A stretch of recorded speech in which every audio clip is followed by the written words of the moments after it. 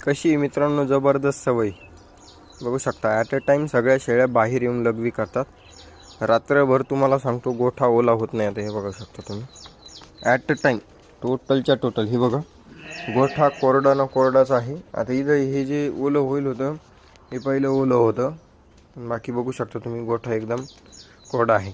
आणि ही जी लघवी केलेली आहे ही शेळी सोडल्यावर मध्येच उभा राहिली त्याच्यामुळे, पण बाकी बघू शकता झाडून काढलं की गोठा पूर्ण क्लिअर होऊन जातो। याच्या मागे कारण एवढंच आहे की शेळ्यांना सवय आहे बाहेर येऊन लघवी करण्याची। आता ही सवय कशी लावायची, तर शेळ्या मधी बांधताना थोडंसं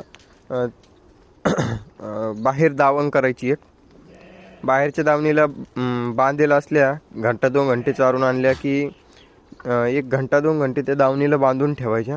त्याच्यानंतर मग सोडल्या की 2 मिनटं त्यांना उभा करायचं, मग त्या लघवी करतात, मग त्यांना मध्ये जाऊ द्यायचं। असं त्यांना दमादमानं सवय लागते। आणि त्याच्यानंतर सकाळी बसलेल्या असल्या की उठल्या की पहिले बाहेर काढायचं, कारण शेळी उठली की पहिले लघवी करते। तर ही सवय जर तुम्ही लावली तर तुमच्या गोठ्यामध्ये बरेचसे आजार हे कमी होऊन जातील। धन्यवाद। आणि हो, हे जे काळं दिसतंय ना, ही रेंदडी नाही तर ही मुरुम आहे किंवा माती आहे काळी, त्याच्यामुळे तसं दिसतंय।